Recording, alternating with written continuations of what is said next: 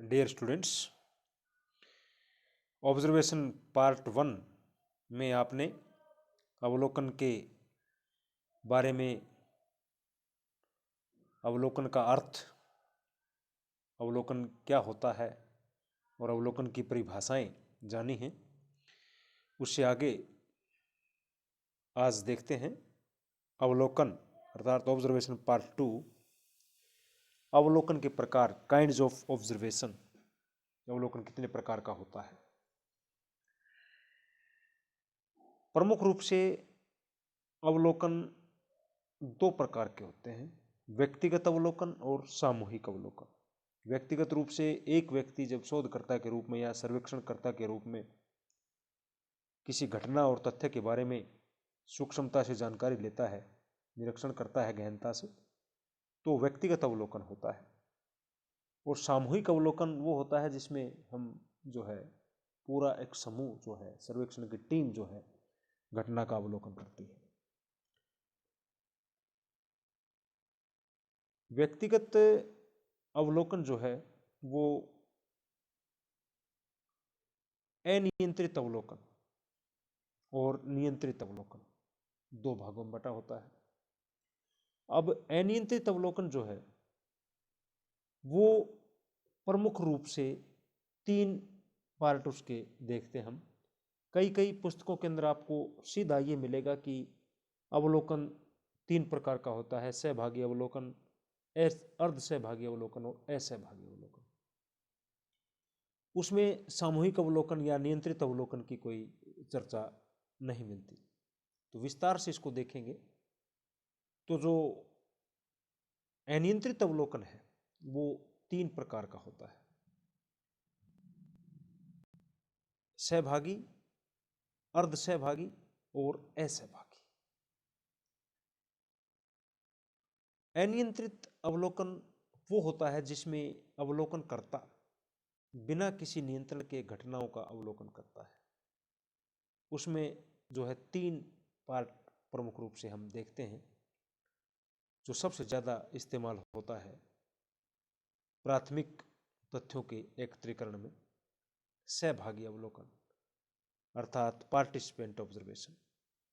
इसके अंतर्गत शोधकर्ता अध्ययन समूह का अंग बनकर उनके प्रत्येक व्यवहार में सक्रिय भाग लेता है। यानी शोधकर्ता जो है समुदाय के अंदर जाकर के इसमें जो है एक पार्ट लेता है, उसका अंग बनता है। एक किसी गांव का अध्ययन करना हो तो वहाँ का निवासी बन के, या किसी भी समुदाय का या समूह का अध्ययन करना हो तो उस समूह में एक सदस्य बन करके वो जो है घटनाओं पर बारीकी से नजर रखता है। पीवी यंग सहभागी अवलोकन के बारे में कहती हैं, सामान्यतः अनियंत्रित अवलोकन का प्रयोग करने वाला सहभागी अवलोकन करता उस समूह के जीवन में ही रहता है तथा वह दैनिक क्रियाकलापों में भाग लेता है जिसका वह अध्ययन कर रहा है। कौन से समूह में रहता है? जिस समूह का वह अध्ययन कर रहा है उस समूह के सभी क्रियाकलापों में भाग लेता है। समूह को ऐसा लगता ही नहीं है कि ये कोई बाहर का व्यक्ति है ना। तो पीवी यंग स्पष्ट रूप से परिभाषित करते हैं कि सामान्यतः अनियंत्रित अवलोकन का प्रयोग करने वाला शोधकर्ता जो है या अवलोकनकर्ता उस समूह के जीवन में रहता है जिसका वह अध्ययन कर रहा होता है। पीएच मान परिभाषा करते हैं, सहभागी अवलोकन का अर्थ ऐसी स्थिति से लिया जाता है जिसमें अवलोकनकर्ता अपने अध्ययन समूह के उतने ही निकट होता है जितना कि उसका कोई सदस्य होता है तथा उसकी सामान्य क्रियाओं में भाग लेता है। ये पीएच मान की परिभाषा। तो कुछ इतिहास के अंदर उदाहरण मिलते हैं कि किसी जनजातीय समूह के अंदर जैसे कोई शोध करता है, उसके अंतर्गत उसके जीवन में सम्मिलित हो गया। सहभागी अवलोकन का ये माना जाता है कि बहुत शुद्ध परिणाम इसके अंदर मिलते हैं हमें, वस्तुनिष्ठ जानकारी। इससे जो रिजल्ट है वो हमारे ऑब्जेक्टिव होते हैं। जैसे जॉन हावर्ड ने कैदियों के जीवन का अध्ययन किया था, खुद कैदी के रूप में शामिल होकर के। फ्रेडरिक रिपले ने श्रमिक परिवारों पर औद्योगिकरण के प्रभाव का अध्ययन किया था। तो इस तरह से ये जो है सहभागी अवलोकन के उदाहरण हैं। उस समूह के अंतर्गत आप सम्मिलित हो जाते हैं, वहाँ की जिंदगी का हिस्सा बन जाते हैं और वहाँ बारीकी से या पैनी नज़र उन पर रखते हैं। अतः ये कह सकते हैं संक्षेप में कि सहभागी अवलोकन में अवलोकनकर्ता की स्थिति एक जासूस जैसी होनी चाहिए। जासूसी करना, एक सामान्य या सरल भाषा में समझे हम इसको तो एक जासूस की तरह व्यवहार करें। एक तरफ तो वो समूह का अभिन्न अंग बन करके समूह के प्रति समन्वय स्थापित करे और दूसरी ओर उस समूह से किसी सीमा तक अपनी दूरी भी बनाए रखे, यानी गुप्त रूप से जानकारियां इकट्ठे करते रहें और उनका लेखन करते रहें।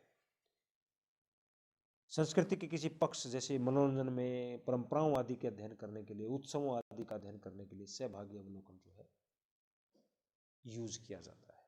सहभागी अवलोकन की टेक्निक्स ज़्यादा यूजफुल होती है।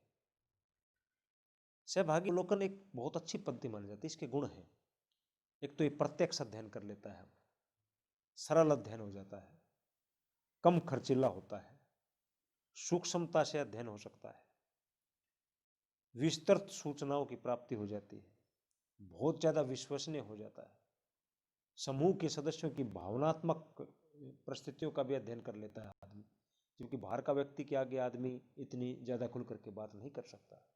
चूंकि सहभागी अवलोकन करता उस समूह का पार्ट बन जाता है, उस समूह का अंग बन जाता है, इसलिए उसमें वो ये इसकी गुण जो है एक के रूप में देखे जा सकते हैं। कुछ कमियां भी होती हैं इस पद्धति में, जैसे अधिक ज़्यादा धन लग जाता है, कई बार बहुत लंबे समय तक जाए, जिस तथ्य की या जिस गुप्त बातों की जानकारी शोधकर्ता प्राप्त करना चाहता है वो प्राप्त नहीं कर पाता, बहुत ज़्यादा मेहनत करनी पड़ती है इसमें, है ना। साधारण तथ्यों की अवहेलना हो जाती है कई बार, इसमें व्यक्तिगत प्रभाव आ जाता है, उनसे लगाव हो जाता है समूह के सदस्यों से, और कई बार जो है पूर्ण रूप से सहभागिता संभव भी नहीं होती। तो इस किस्म की इसके अंदर कमियां भी पाई जाती हैं इस पद्धति के अंदर, और व्यक्तिगत प्रभाव भी इसके अंतर्गत आ जाता है।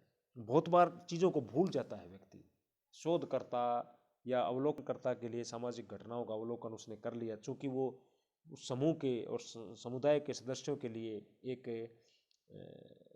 बाहर का व्यक्ति नहीं होता है और उनके साथ घुल मिल जाता है, और बहुत बार विभिन्न तथ्य और जानकारियाँ उसको दैनिक जीवन के अंदर, सामान्य जीवन में प्राप्त हो जाती हैं, तो उसकी लेखन की समस्या आ जाती है। ये बड़ी समस्या है सहभागी अवलोकनकर्ता के लिए। आलेखन की समस्या जो है एक इसका दोष माना जाता है इस पद्धति का, कि वो लिखेगा कब, और लिखने से उसकी पहचान उजागर होने का भय रहता है। उसको हमेशा थोड़ा डर रहता है कि समुदाय का कोई सदस्य तुझे लिखते हुए या जानकारी को नोट करते हुए देख ना ले, तो उसको पहचान ले कि एक बाहर का व्यक्ति क्या जासूसी कर रहा है, हमारे व्यवहार के बारे में क्या लिख रहा है। तो उसके लिए आलेखन की कई बार बड़ी समस्या आती है इसके अंतर्गत। लेकिन ये पद्धति प्रचलित पद्धति है।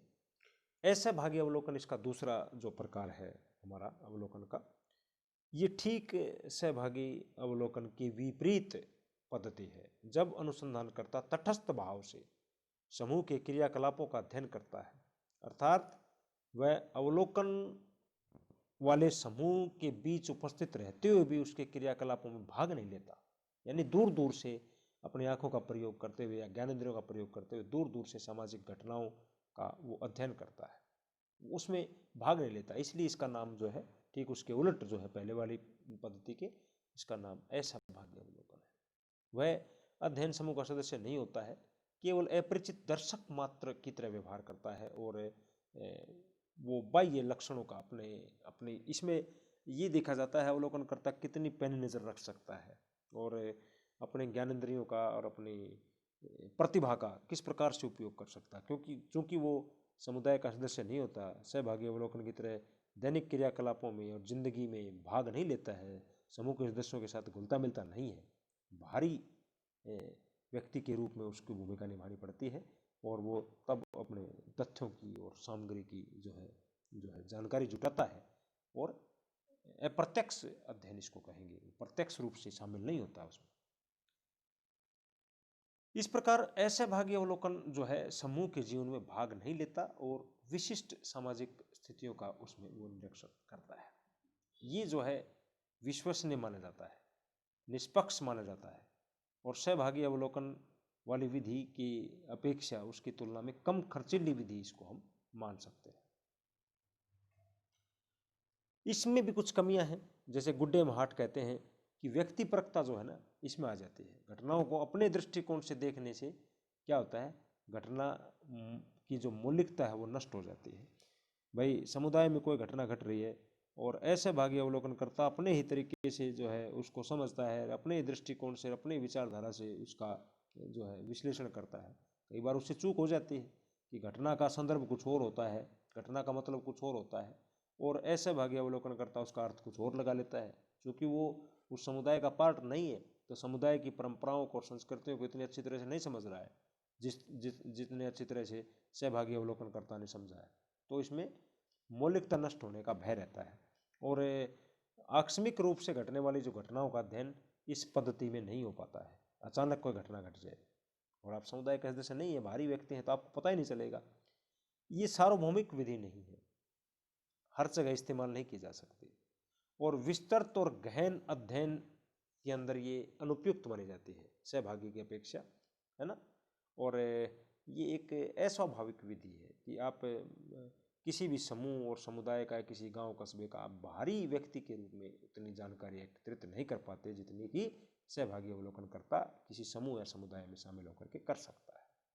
तो ये जो मुख्य कई बार क्वेश्चन के अंदर इसी पार्ट में आपसे ये पूछ लिया जाएगा कि सहभागी और असहभागी अवलोकन में क्या अंतर है ना। तो उसमें सहभागिता का अंतर है। सहभागी अवलोकन करता जो है सहभागी अवलोकन में समूह का अंग होता है, सभी जीवन की सभी क्रियाओं में हिस्सा लेता है और असहभागी अवलोकन में वो तटस्थ और मौन रहता है। सहभागी अवलोकन पद्धति में गुप्त और गहन सूचना भी एकत्रित की जा सकती है, जबकि असहभागी अवलोकन में ऐसी जो सूचना का एकत्रीकरण संभव नहीं होता।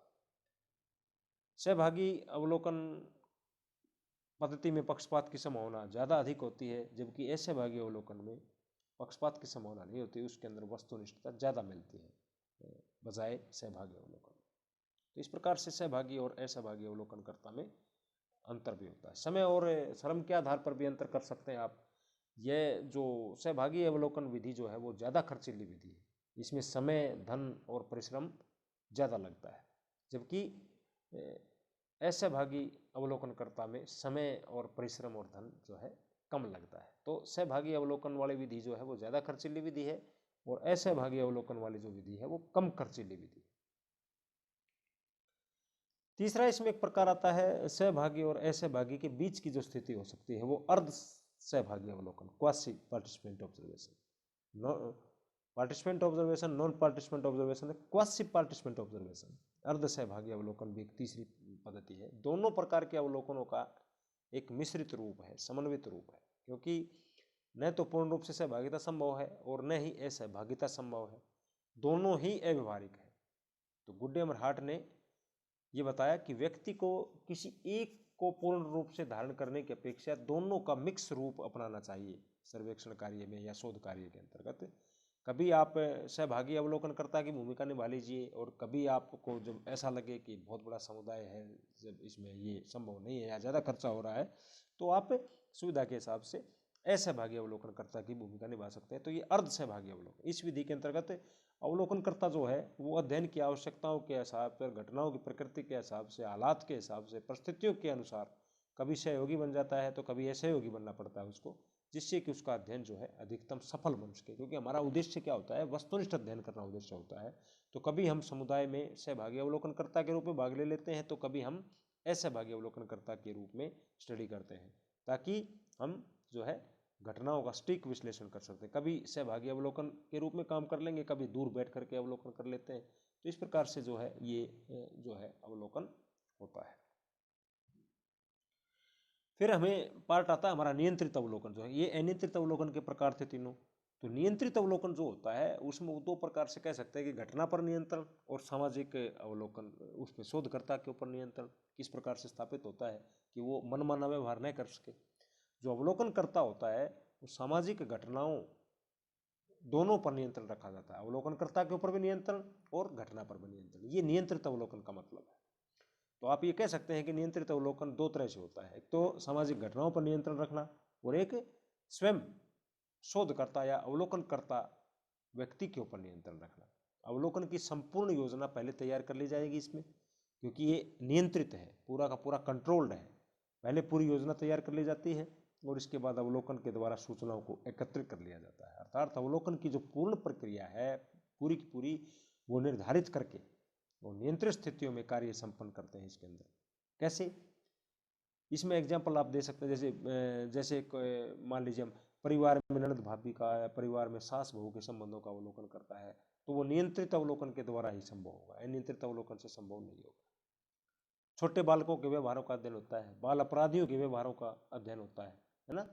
इनमें जो है हम भावात्मक रूप से जो ज़्यादा प्रमुख चीज़ें हैं, आक्रमण है, सहानुभूति, क्रोध, ईर्ष्या, झगड़ा, स्नेह जैसे व्यवहारों को जो है नियंत्रित अवलोकन के द्वारा ही आप नाप सकते हैं, माप सकते हैं और नकारात्मक व्यवहारों को उससे कम कर सकते हैं, व्यवहार जो है अवलोकन कर सकते हैं। सुनियोजित तरीके से कहने का अभिप्राय ये हुआ कि घटना पर हम नियंत्रण रख के और अवलोकनकर्ता के ऊपर नियंत्रण रख के जो है विभिन्न प्रकार के व्यवहारों का अध्ययन कर सकते हैं।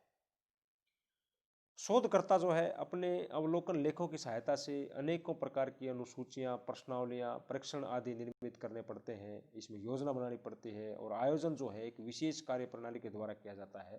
तो एक प्रकार से जो है बड़ी सावधानी की इसमें आवश्यकता होती है। ये इसके अंतर्गत अवलोकन की विधि जो है एक तरह से इस्तेमाल की जाती है वैज्ञानिक पद्धति में। Thank you.